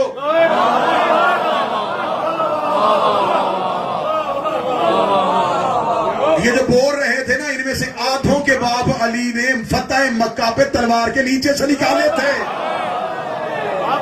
مار دینے تھے علی نے. فرمایا ہمارے آزاد کردہ غلاموں کے بیٹو, خبردار, تم کیا سمجھتے ہو کہ تم نے علی کو اپنے مقصد کے لیے استعمال کیا؟ جاؤ, میں تمہیں کوئی مہلت نہیں لے کے دوں گا. جب مولا امیر المومنین جلال میں آئے تو خلیفہ اٹھے, انہوں نے کہا نہیں یا علی, یہ ان لوگوں کا تھا, آپ ایک دفعہ دوبارہ مجمع کو منتشر کریں. امیر المومنین نے فرمایا آخری مہلت لے کے دینے لگا, فوراً اپنے جتنے حاکم ہیں معزول کرو تاکہ مسلمانوں کے ہاں ظلم کی کمی ہو سکے. انہوں نے کہا میں ابھی ایک حکم نامے کے ساتھ سب کو معزول کر دوں. اب کتنا مشکل تھا, کیسے معزول کر سکتے تھے؟ اب جو جہاں بیٹھ گیا تو وہ اترتا ہے, وہ اپنی اپنی حکومت بنا کے بیٹھے تھے. اب شام میں کہا جائے کہ اس کو اتارو تو اترے گا, اس کا اپنا لشکر بن گیا, بصرے والے نے اپنے فوجی بنا لیے. اب انہیں پتا تھا کہ جن کو میں بٹھا بیٹھا ہوں اب یہ اتریں گے نہیں, اب کیا کیا جائے؟ مولا امیر المومنین کا تیرے پاس ایک ہی صورت ہے, ان کو معزول کرنا پڑے گا. اس نے کہا اے علی, سب سے پہلے کس کو عہدے سے معزول کرنا؟ اور سب سے پہلے مصر خالی کا, وہ عبداللہ ابن ابی سرائی کے پاس ہے, اور اس میں سب سے زیادہ ظلم ہو رہا ہے, اور مسلمانوں کا سب سے زیادہ ریونیو ٹیکس خراج مصر سے آتا ہے, جس سے غریب مسلمان پلتے ہیں, اور وہاں کا سارا جتنا ٹیکس ہے وہ سب کھا رہے ہیں, مصر خالی کرواؤ. اس نے کہا ٹھیک ہے. اس نے کہا کوئی آپ بتائیں, آپ اپنا کوئی بندہ لے. فرمایا میرا کوئی بندہ نہیں, کسی بھی عادل حاکم کو بھیج. لفظ پڑھوں تاریخ کا, لفظ پڑھوں. ایسے فرمایا میں کسی کو نہیں نومینیٹ کرتا, کسی عادل کو بھیج. ہاتھ باندھ کر کے, عادل تو پھر سارے آپ ہی کے پاس ہیں. یعنی مجھے تو اس میں کچھ نظر نہیں آ رہا, جتنے عادل ہیں جن پہ اعتماد کیا جاتا ہے وہ سارے آپ کے حکم میں. یعنی آپ ہی کسی کو منتخب کریں, سطر نہیں اڑا گئی روح کو. اللہ نے فرمایا پھر محمد بن ابی بکر کو بلاؤ.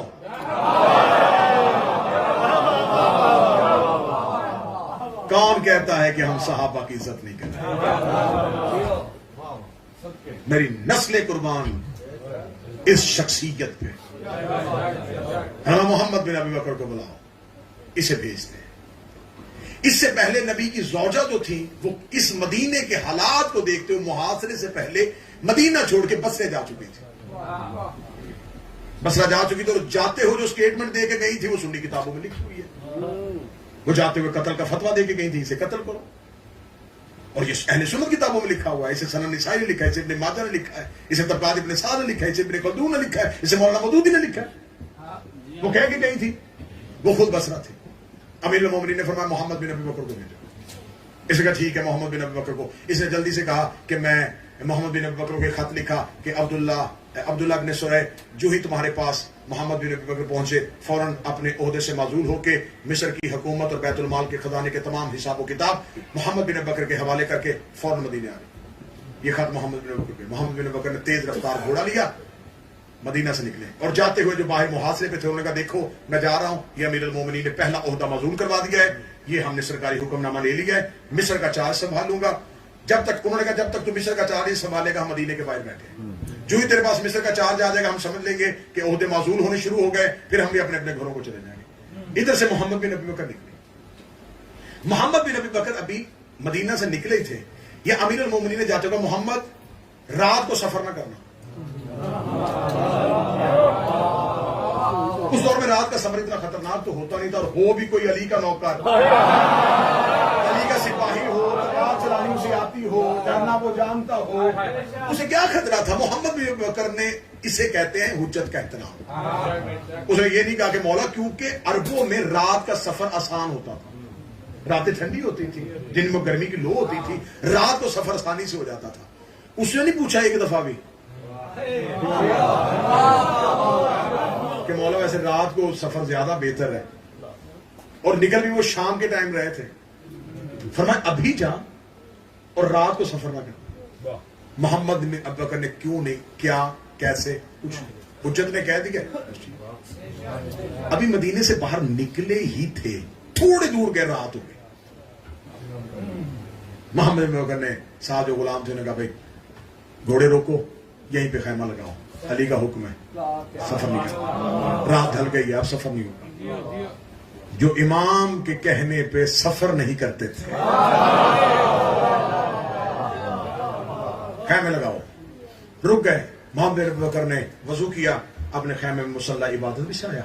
علی کا نوکر تھا, علی کا سپاہی تھا, مناجات الہیہ میں مصروف ہوا.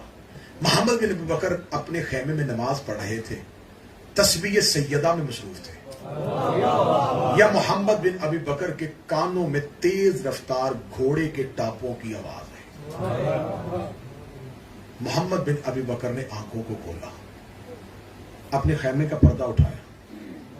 رات کا ٹائم تھا, نظر کچھ نہیں آ رہا تھا, لیکن یہ پتا چل رہا تھا کہ آواز ادھر سے آ رہی ہے اور ادھر سے آ رہی ہے جدھر مدینے کی آبادی تھی. محمد بن ابی بکر نے اپنے ایک سپاہی سے کہا اٹھ, دوسرے کا تو بھی اٹھ, ذرا دیکھو یہ بندہ کون ہے. کیونکہ یہ آواز گھوڑے کی بتا رہی ہے کہ گھوڑا ایک ہے, کوئی بندہ اکیلا جا رہا ہے. اگر یہ اکیلا نکلا ہے تو جب ہم مدینہ سے نکلے اس وقت تو کوئی بھی مدینہ سے نکلنے والا نہیں تھا. اس دور میں سفر کیسے ہوتے تھے, جس نے اکیلے جانا ہوتا تھا نا وہ آبادی کے باہر آ کے کھڑا ہو جاتا تھا کہ اگر کوئی زیادہ قافلے والے لوگ گزرے نا تو میں بھی ان سے پوچھوں کہ یمن جا رہے ہو, مصر جا رہے ہو, مجھے بھی رستے میں لیتے جانا, میں بھی ساتھ. جب ہم ابھی نکلے تو کوئی بھی بندہ باہر نہیں کھڑا تھا. اس کا مطلب ہے جو بھی تیار ہوا ہے ہمارے جانے کے بعد. اب محمد بن ابی بکر نے کہا بندہ مشکوک ہے, اس کو لے کے آؤ. یہ کون ہے جو مدینہ سے ہمارے جانے کے بعد نکلا ہے؟ اور اگر یہ نکلا بھی تھا تو اس کو یہ مشعلیں جو روشن کی ہوئی ہیں ہم نے, یہ بتا رہی ہیں کہ ادھر کوئی قافلہ بیٹھا ہے. یہ جو اکیلا رات کو سفر کر رہا ہے یہ ہماری طرف کیوں نہیں آیا؟ اسے ذرا گرفتار کر کے لاؤ. اسے پکڑا, پکڑ کے لے کے آئے. محمد نے کہاں جا رہا ہے؟ اسے کہا جی میں کسی عزیز سے ملنے کے لیے نکلا تھا. کیوں رات کے وقت نکلا تھا؟ بس یہ اچانک نکلنا پڑا. اس کے لفظوں میں, لہجے میں, گفتگو میں پتہ چل رہا تھا کہ کچھ ہے. محمد نے پکڑنے کا اس کی تلاشی لو. اس کی جسمانی تلاشی دی گئی. محمد بن بکر کچھ بھی نہیں ہے. فرمایا اس کے گھوڑے پہ اور کیا سامان ہے؟ جی یہ خشک مسکیزہ ہے, خالی ہے. ہم نے اتارو اسے. محمد بن بکر کے سامنے کیا؟ محمد بن بکر نے تلوار نکالی, چیرا اسے. چیرا, اندر سے ایک شیشے کی بوتل. جو سیل تھی. محمد نے تلوار کے قبضے کے ساتھ توڑا, اندر سے خط نکلا. محمد نے خط کو کھولا. خط میں لکھا ہوا تھا کہ تیری طرف میں محمد بن ابی بکر کو اپنا خط دے کے بھیج رہا ہوں, اس کے آنے سے پہلے ایک لشکر ترتیب دے جو محمد بن ابی بکر کو رستے میں قتل کر دے, اور خبردار میرے اگلے حکم نامے تک گورنری نہ چھوڑنا. محمد بن ابی بکر نے خط کو بند کیا, سپاہیوں سے کہا خیمے اٹھاؤ, سفر پورا ہو گیا. اتنا لجپال ہے علی, زیادہ دور بھی نہیں جانے دیا. وہیں سے محمد بن ابی بکر نے ساتھ اپنے سپاہی ساتھ دیا, سیدھے رات کو مولا امیر المومنین کے گھر کی طرف سانس پھولا. محمد بن ابی بکر غصے میں جلال میں جو ہی علی کے دروازے پہ گئے, علی کی بات محمد آ گئے.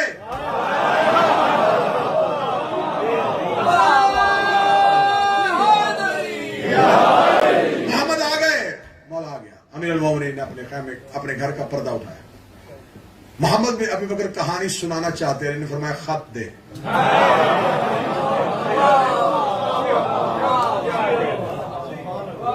بندہ کہاں ہے؟ مولا یہ رسیوں کے ساتھ بندھا ہوا. اس کی سواری کہاں ہے؟ یہ چل میرے ساتھ. مولا دربار میں گئے, دارالعمارہ میں گئے, محاصرے کو تروایا, اندر گئے. مولا جا کر کیا کہا تھا میں نے تم سے؟ علی سے دھوکہ نہ کرنا. جان بچائی, 2 دفعہ محاصرہ تلوایا, لوگوں کو اس بات پہ آمادہ کیا کہ محاصرہ ختم کرے. یہ کیوں کیا؟ یہ علی کیا کیا؟ فرمایا یہ قاصد کس نے بھیجا تھا؟ انہوں نے عزت قرآن کی قسم دی کہ میں نے نہیں بھیجا. سنیے گا, مولا نے فرمایا خط دو. خط دیکھا. مولا نے فرمایا یہ جو خط کا اور جو سرکاری ڈاکومنٹس ہوتے تھے نا, آج بھی یہ طریقہ رائج ہے کہ جو سرکاری پیپر ہوتا ہے نا, اس کی پرنٹنگ, اس کی سٹیمپنگ مختلف ہوتی ہے تاکہ کوئی اس کی کاپی نہ کر سکے. اس دور میں جو سرکاری حکم نامہ ہوتا تھا وہ زرد رنگ کے چمڑے پہ ہوتا تھا.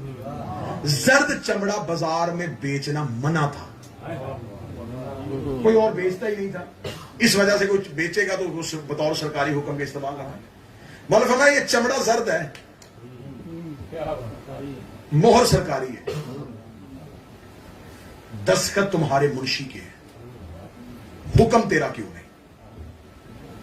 انہوں نے فوراً کہا کہ میں نے قسم دی ہے میں اس بات کو کلیئر کروانا. بعد میں انہوں نے کہا کہ کیونکہ مہر خلافت مروان بن حکم کے پاس تھی تو اس نے مجھے دھوکہ دیا ہے اور اس نے مہر لگا دی. مولا فرمایا ٹھیک ہے پھر ایسے فیصلہ کر لیتے, اگر قصور تیرا نہیں قصور مروان کا ہے, مجمع کو مروان دے.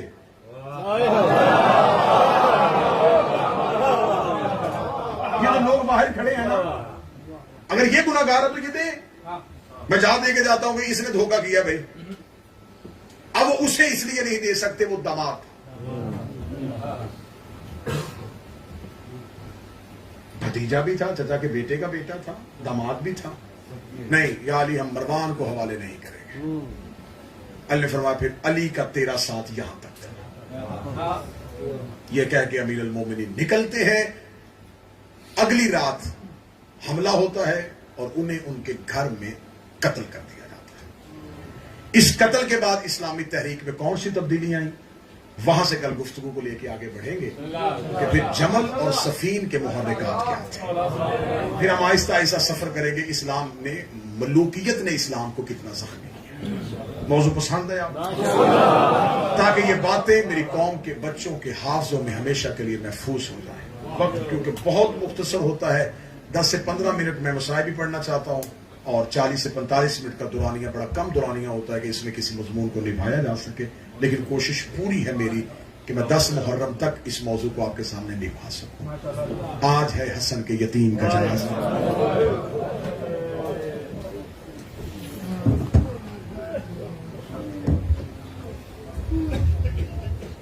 آج ہے اس شہنشاہ کا جنازہ جو بیوہ ماں کی حسرت ہے.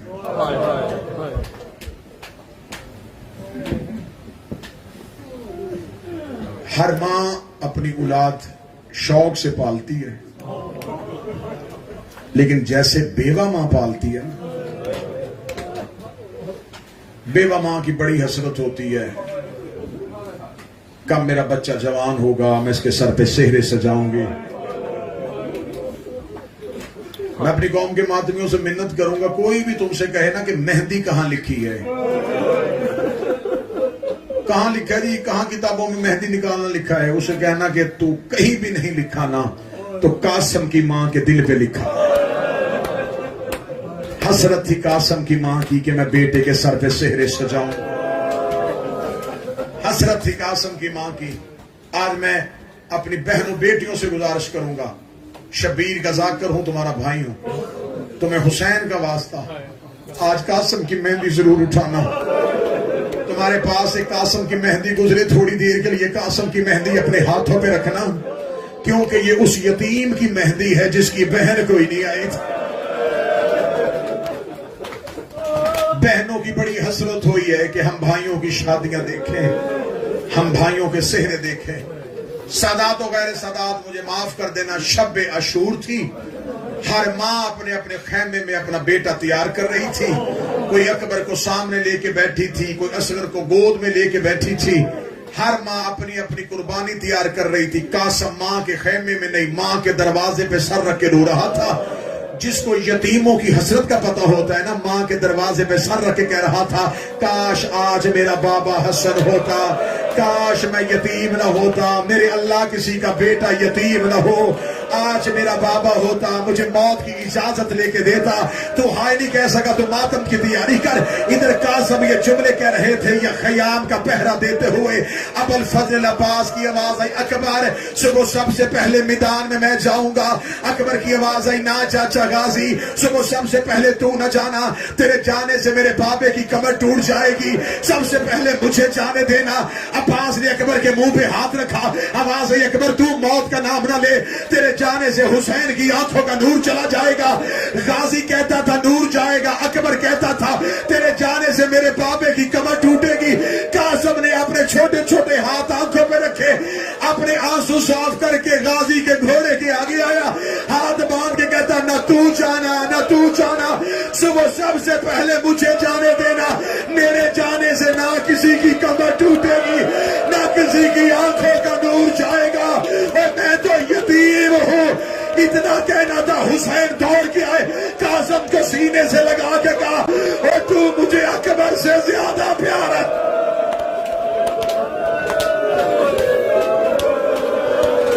آج روکو میں نے آواز تھوڑی موصل زیادہ کرنا، تو مجھے اکبر سے زیادہ پیارا۔ بڑی دردناک شہادت ہے، بڑی دردناک شہادت ہے۔ کل مجھے ماتمیوں نے کہا کہ آپ زیادہ مصائب پڑھ رہے ہیں، کم مصائب پڑھے کسی کا دل پھٹ جائے گا۔ آج میں کوشش کروں گا، لیکن چند روایتیں جو میں چھپاؤں گا نہیں، ایسے نہ ہو کہ قاسم کی ماں سمجھے کہ یتیم سمجھ کے شہادت نہیں سنائی۔ کوئی رویا اس لیے نہیں کہ میرا بیٹا یتیم تھا۔ کوشش میں کروں گا، کوشش کروں گا، جتنا چھپا سکو اتنا چھپانا، ہاتھ نہ جوڑنا۔ حضرت قاسم کی موت، ہر ماں شہید کی اجازت لینے کے لیے چل کے حسین کے پاس گئی، بار بار قاسم ماں کے خیمے میں، اماں مولا مرنے نہیں دے رہے۔ فرمایا قاسم تجھے اجازت مانگنے کا طریقہ ہی نہیں آتا۔ قاسم رو کے کہتا، میں بار بار گیا ہوں، مولا حسین کے سامنے کھڑا بھی ہوا ہوں، لیکن جب وہ فرشت لکھتے ہیں تو مجھے میرا نام نظر نہیں آ رہا۔ ماں کہتی ہے قاسم دودھ نہیں بخشوں گی اگر سن لیا کہ تو کل لڑا نہیں۔ قاسم کہتے اچھا ماں صبح ہونے دے۔ صبح سب قربانیوں کی اجازت لے رہے تھے، ماں کی رات والی نصیحت یاد تھی، قاسم تجھے اجازت مانگنی نہیں آتی۔ 13 سال کا شہزادہ تھا، بابا اس کا بڑا امیر تھا، باپ کے جانے کے بعد حسین نے شہزادوں کی طرح پالا تھا قاسم کو ایک دن بھی 13 سال میں یتیمی کا احساس نہیں ہوا۔ حسین نے کبھی بھی لباس قاسم کا دوسری بار نہیں پہننے دیا تھا۔ حسین مدینے میں کہتے تھے قاسم کی ماں اس کا لباس ہر دفعہ نیا پہنایا کر، ایسے نہ ہو کوئی مدینے میں اسے دیکھے گا یتیم جو ہے کپڑے پرانے پہن رہا ہے۔ कासम लिबास नया पहनते थे, सर पे अमामा नया रखते थे, इतना शहजादों की तरह पाला था हुसैन ने कासम को। कासम को इजाजत मांगने का तरीका नहीं आता था। अगला जुमला मैं पढ़ूंगा, अल्लाह जाने तू समझेगा कैसे।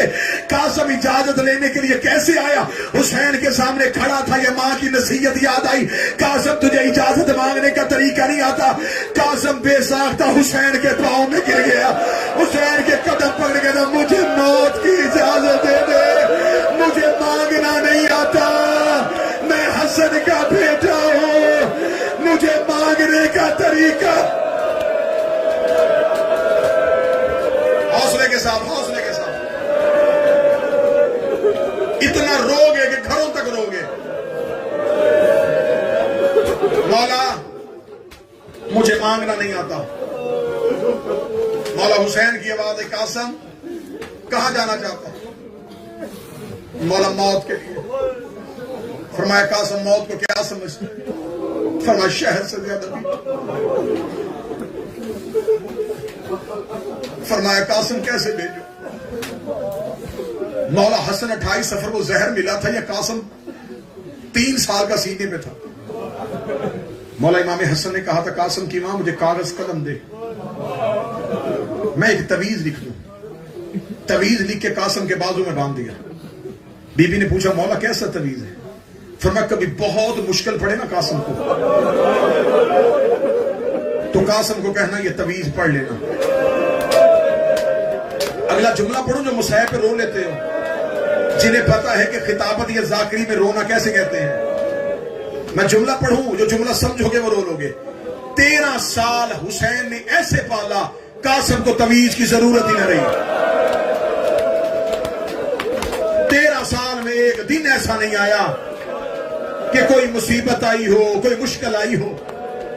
10 मुहर्रम डूबती हुई असर कासम को मुश्किल नजर आई। कासम को बाप का तवीज याद आया। कासम ने जल्दी से अपने दाएं हाथ से तवीज खोला। तवीज खोल के जब हुसैन के आगे किया, किताबें कहती मुद्दत के बाद भाई की तहरीर पे भाई की नजर पड़ी। तवीज में लिखा था हुसैन अगर दीन पे मुश्किल बने, मेरा कासम तेरी समझ से कुर्बान कर देना। ये कासम हसन के हिस्से की कुर्बानी है। ऐसे समझना कि करबला में हसन का हिस्सा आ गया। हुसैन ने भाई की तहरीर पढ़ी, चीखे मार के रोए मेरे मौला। तहरीर को पढ़ा, चूमा, आंखों से लगाया। कासम इस तहरीर के बाद अब कुछ नहीं, जा कासम मां से अलविदा कर। कासम मां से मिल के आ। किताबें कहती हैं 13 साल का शहजादा इजाजत मिलने के बाद दौड़ा मां के खैमे की तरफ, चेहरे पे खुशी, कहता अम्मा मुझे मौत की इजाजत मिल गई, अम्मा मुझे मौला ने इजाजत दे दी है। बीबी देगा कासम बैठ खेमे में मैं तुझे तैयार करवाऊं। अभी कासम की मां तबर्रुकात वाले संदूक पे हाथ रख रही थी, दरवाजे पे हुसैन की आवाज आई। कासम की मां फरवा अगर तू इजाजत दे आज कासम को मैं तैयार करवाऊं। बीबी ने कहा मौला इससे बड़ी सआदत क्या होगी कि मेरा यतीम तू भेजेगा। हुसैन ने कासम का हाथ पकड़ा, अपने खेमे में लेके गए। हुसैन ने अपना तबर्रकात वाला संदूक खोला। जो बंदा सीना पीटेगा, जो बंदा चेहरा पीटेगा, वो बंदा मुझे देखे। हुसैन ने तबर्रकात वाला संदूक निकाला। हुसैन ने उस संदूक में से हसन की कमीज निकाली, हसन का अमामा निकाला। हुसैन ने हसन की कमीज कासम को पहनाई, हसन का अमामा हुसैन ने कासम के सर पे रखा। कासम का माथा चूम के ज़ैनब के खेमे में गया।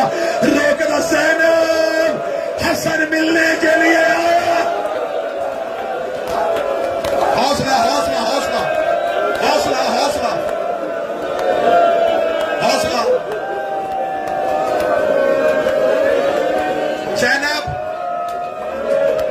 भाई मिलने के लिए आया। मुद्दत के बाद बहन ने बिछड़े हुए भाई की तस्वीर देखी, बेसाख्ता चूमना शुरू किया। अली की बेटी, अली की बेटी कासम का हाथ पकड़ के हर खेमे में गई। जाकर दी बीबी हो जिसने हसन देखना हो, ये देखो मेरा कासम हूबहू हसन लग रहा है। अली की बेटियों ने कासम की जियारत की। गाजी ने कासम को घोड़े की जीन पर रखा। कासिम तेरे बाबे ने मुझे तलवार चलानी सिखाई थी। कासिम तू मेरा शागिर्द है। ہے تو میرے مولا کا بیٹا. قاسم فوجی اشکیا میں جانا, نظر ٹیلے پہ میرے چہرے پہ ہوں, جیسے میں تجھے کہوں ویسے حملہ کرنا. قاسم بھرپور حملہ کرنا. قاسم نے کہا مولا غازی تو جانے دے, چچا عباس تو میری جنگ دیکھنا. ماں نے دیکھا قاسم تیار ہو گیا, رو کر سیدزادیو ایک بار اکیلے میں قاسم سے کوئی بات کرنا چاہتی ہوں. ساری بیویاں فروا کے خیمے سے چلی گئیں. بیوی نے جو قاسم سے بات کی ہے میں وہ بات ساری نہیں کھولوں گا, اشارہ کر دوں گا, اس پہ رو لینا, کیونکہ مجھے پوری شہادت پڑھنی ہے. میں کسی جگہ پہ ایسا مصائب نہیں پڑھنا چاہتا کہ اس کے بعد میں نہ پڑھوں. مجھے شہادت پوری پڑھنی ہے, اس لیے میں جملہ چھپا کے پڑھنے لگا ہوں. قاسم کی ماں قاسم کو خیمے میں لے کے آئی. ساری بیویاں خیمے سے چلی گئیں. بی بی قاسم کا چہرہ دیکھ رہی, قاسم تیرے باپے پہ انہوں نے الزام لگایا تھا کہ حسن کو لڑنا نہیں آتا. قاسم کیسے لڑے گا؟ قاسم رو کے کہتا اماں ایک بار میدان میں جانے دے. اماں تیرا قاسم ایسے لڑے گا, ہر لاش خیمے میں آئی ہے, تیرے قاسم کی لاش اٹھائے گی نہیں. حوصلہ حوصلہ. 2 یا 3 منٹ میں مصائب ختم کرنے لگا ہوں. قاسم کی ماں نے قاسم کو گھوڑے پہ بیٹھتا ہوا دیکھا. سیدزادیوں نے الوداع کیا. حسین ٹیلے کے نیچے, عباس ٹیلے کے اوپر, فضا دروازے پہ, زینب مسلح پہ, فروا زینب کے قدموں پہ, فروا کی نظریں زینب کے چہرے پہ, زینب کی فضا کے چہرے پہ, فضا کی حسین کے چہرے پہ, حسین کی غازی کے چہرے پہ. غازی کی نظریں جاتے ہوئے قاسم کو دیکھ رہی تھی. عباس کہہ رہے تھے مولا میرا قاسم فوجوں میں چلا گیا ہے, مولا میرے قاسم نے بڑا زوردار حملہ کیا ہے, مولا میرے قاسم نے 200 مار دیا ہے, مولا میرے قاسم نے 300 مار دیا ہے. عباس بتاتا رہا, حسین کہتا رہا مرحبا میرے حسن کی نشانی, مرحبا میرے حسن کا لخت جگر, مرحبا میرے محمد نانا کی آنکھوں کا نور. عباس بتاتے بتاتے عباس کی آواز چپ ہوئی. حسین نے غازی کا چہرہ دیکھا, عباس کے چہرے پہ موت کی زردی ہے. حسین کی آواز آئی, عباس کیا ہوا؟ عباس دیکھ کے کہتے ہیں مولا قاسم نظر نہیں آ رہا, مولا میں ٹیلے پہ دیکھ رہا ہوں مجھے قاسم نظر نہیں آ رہا, مولا مجھے اجازت دے میں گھوڑے پہ بیٹھ کے قاسم کو ڈھونڈوں. حسین کی آواز آئی نہ غازی تو نے نہیں جانا. عباس نے ٹیلے سے آواز دی قاسم مجھے تو نظر نہیں آ رہا. قاسم کی آواز آئی مولا میرے پاؤں رکابوں میں پھنس گیا.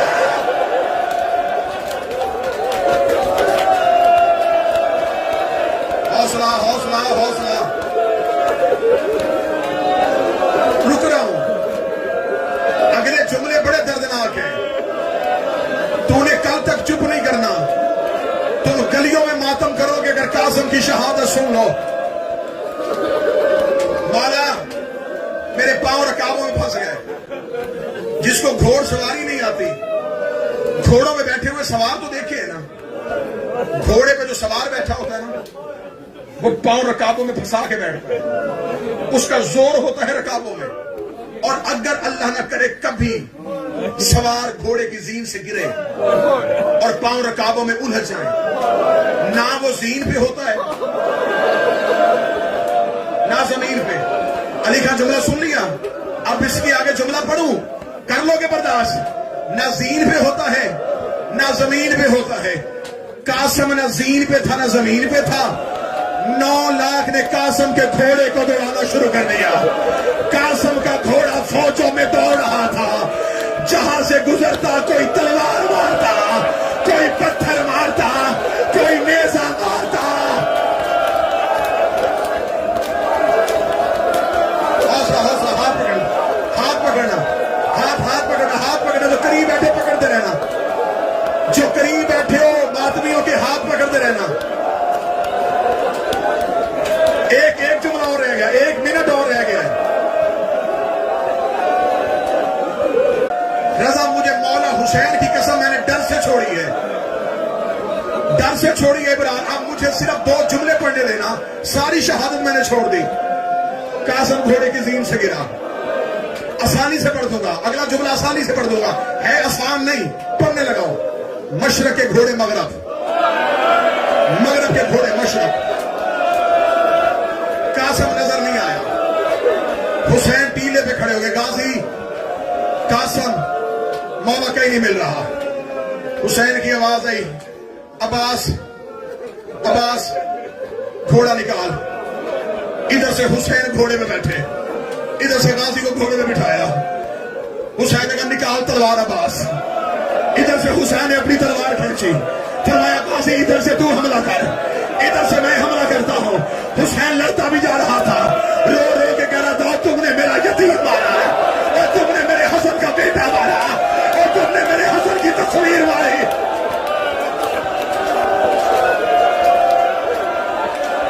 हौसला हौसला हौसला हौसला हौसला। फौजें छट गई, मैदान हो गया खाली। जब फौजें अब्बास और हुसैन के हमले से दौड़ गई ना, हुसैन ने मैदान खाली देखा। हुसैन को फिर भी मक्तल में कासम नजर नहीं आया। हुसैन टीले पे खड़े हो गए, अमामा सर से उतरा हुआ है। हुसैन ने बिना तशबीह यूं बाजू, कासम कासम कासम कासम, मेरा लाल कहां गिरा है, मेरा बच्चा मुझे नजर क्यों नहीं आ रहा। जब हुसैन ने देखा ना कहीं से आवाज नहीं आ रही, हुसैन ने ताकत और इख्तियार इमामत को इस्तेमाल किया। हुसैन ने कानों पर कासम इमाम समझ के बुला रहा, कोई टुकड़ा उधर से उठा, कोई टुकड़ा उधर से उठा, मौला तेरा कासम। हौसला हौसला, हाथ पकड़ना हाथ। आधा मिनट तुम्हें बीबी ज़ैनब का वास्ता आधा मिनट सुन लेना। अगले साल फिर कासम सुनोगे। अगले साल आएगी 7 मुहर्रम को कासम की मेहंदी। पूरा साल कासम की मेहंदी नहीं उठनी, अलम उठता है, जुलझला निकलता है। कासम की मेहंदी साल में एक बार आती है। मैं चाहूंगा यहां से मातम करते हुए कासम की मेहंदी का इस्तेमाल करो। जब टुकड़े उठे ना, फौजों ने देखा हुसैन का तो कासम उठ रहा है। इनको पता चल गया था अब हुसैन लड़ेगा नहीं। इन्होंने दोबारा टुकड़ों पे लाशों को, घोड़ों को दोबारा दौड़ाया। मैंने अभी इससे पहले नॉर्थ सेंटर में रवायत पढ़ी है। मजलिस का माहौल बदला है, रंग बदला है। अब मैं रवायत माफी मांग के पढ़ूंगा। जो सैयद बैठे हो वो मुझे माफ कर देना। तो दिल का मरीज बैठा है, 1 मिनट के लिए कानों पे हाथ रख ले। किसी से बर्दाश्त नहीं होता वो बेशक उठ के चला जाए। मुझे कासम की मां के सामने शर्मिंदा ना करना, मुझे बीबी के सामने शर्मिंदा नहीं होना कि तूने अकबर की पर्ची पढ़ी, तूने असगर का तीर पढ़ा, तूने मेरे बेटे की गुर्बत नहीं पढ़ी। 20 साल हो गए हैं मुझे हुसैन की जाकरी करते हुए। मैं जब भी मौला कासम की शहादत पढ़ता था, मैं यही पढ़ता था कि हुसैन ने अमामे की चादर बनाई और कासम की लाश के टुकड़े चुने। मैंने जैसे पढ़ा था, जैसे मिंबर से सुना था, मैं पढ़ता था। यहां आने से पहले मैं 3 महीने करबला रहा हूं। ये मैं मिंबर के गिलाफ पे हाथ रख के कह रहा हूं, गलत पढ़ूं मैं नबी की बेटी का मुजरिम बनूं। इतनी बड़ी बददुआ तो नहीं मैं दे सकता तेरे आंसू की खातर। रोना तो तूने अपनी आकबत के लिए है ना, मेरे पे तो कोई एहसान नहीं ना। तुम्हारे रोने का सामान बनाने लगा हूं। वहां पे एक शख्सियत है बाबे सिदरा पे, वो बैठते हैं सैयद मोहम्मद तबातबाई। 80 साल उम्र है, सफेद उनकी रीश है, करबला में रहते हैं। 40 साल हो गए उन्हें मक्तल लिखते हुए। 76 किताबें मक्तल में अब तक वो सिर्फ मक्तल पे लिखी हैं उन्होंने। मुझे उनसे मुलाकात का शर्फ मिला, मैं उनकी जियारत को गया। मैंने पहली मुलाकात में बताया, मैंने कहा जी मैं शबीर का जाकर हूं, मौला इमाम हुसैन का जिक्र करता हूं, मैं आपसे मक्तल सुनना चाहता हूं। उन्होंने पहले दिन मुझे वक्त न दिया। उन्होंने कहा फलां दिन आना, उस दिन मेरे पास फुर्सत होगी, खाली ना आना, कागज कलम लेके आना, जो जो लिखना होगा मुझसे लिखवा लेना। मैं उनके दिए हुए वक्त पे पहुंचा। ہم وہاں بیٹھ گئے، میں تھا، خطیب عالم محمد حامد رضا سلطانی میرے ساتھ تھے، ہم دونوں چلے گئے. انہوں نے کہا کیا لکھنا چاہتے ہو؟ میں نے کہا جی ہم حسین کے ذاکر ہیں، شہادتیں پڑھتے ہیں، شہادتوں کی اصل سند دکھائیں اور بتائیں. وہ ایک ایک شہادت دکھاتے رہے، ہم لکھتے رہے. جب انہوں نے لکھوائی نا جناب قاسم کی شہادت، ہوئے ہوئے ہوئے، اللہ جانے کتنے دن ہماری آنکھیں چپ نہیں ہوئی تھی، کتنے دن ہم تڑپے تھے. مجھے نہیں سمجھ آتی کہ مجلس کا ماحول کیا بنے گا. مجھے انہوں نے جب جناب قاسم کا حملہ لکھایا، جناب قاسم کا جنگ کس کو پہلے مارا کس کو بعد میں مارا، کتنے افراد مارے تھے، سارا کچھ لکھا دیا نا. آخر میں جب پمالی کے لاش لکھوانے لگے نا تو مجھے انہوں نے رک کے ایک سوال کیا. انہوں نے کہا کتنے سال ہو گئے ہیں تمہیں منبر پہ ذکر کرتے ہوئے؟ میں نے کہا 20 سال. انہوں نے کہا کیسے پڑھتے ہو پمالی؟ میں نے کہا جی گھوڑوں کے لاش پمال کر دی تھی. اس نے کہا پھر کیا ہوا تھا؟ میں نے کہا امام حسین نے امامے کی چادر بنا کے قاسم کی لاش کے گوشت کے ٹکڑے چنے تھے. میں اتنا کہہ کے چپ ان کی آنکھوں کی طرف دیکھ رہا تھا. بے ساختہ علی زیب ان کی آنکھوں سے آنسو آئے. انہیں ٹھنڈی آہ بھر کے 3 بار اپنا سر ماتھے پہ مارا. ماں کہتا یہی تو ظلم ہے. آج تک لوگوں کو پتہ ہی نہیں ہے کہ حسین کتنا غریب تھا. میں نے کہا اب آپ مجھے بتا دے کیا ہوا تھا. اب جو دل کا بندہ مریض ہے وہ ایک لمحے کے لیے کانوں پہ ہاتھ رکھ لے. میں روایت پڑھنے لگا ہوں جو کربلا بیٹھ کے مجھے سید محمد طباطبائی نے اپنی زبان سے سنائی ہے. انہوں نے اس سے پہلے ایک مثال مجھے دی. میں مثال پڑھتا ہوں. انہوں نے کہا کبھی کسی حکیم کے مطلب میں جاؤں نا تو وہ جڑی بوٹیوں کا صفوف بناتے ہیں. میں نے کہا بناتے ہیں. انہوں نے کہا وہ جس کے ساتھ اس کو کوڑتے ہیں نا بعض اوقات وہ صفوف جو ہوتا ہے وہ اس کے ساتھ لگا ہوتا ہے، وہ اسے صاف کرتے ہیں. پھر انہوں نے مجھے سنائی عربی کی روایت. انہوں نے کہا پمال نہیں کہنا، پمال نہیں، اس کا پس گئی تھی. میں نے کہا ٹھیک ہے. اس نے کہا اب مجھے بتا پسی ہوئی لاش اکٹھی کیسے ہونی تھی؟ میں نے کہا کیسے اکٹھی ہوئی تھی؟ کرو گے بات اور سیدوں مجھے معاف کر دینا. انہوں نے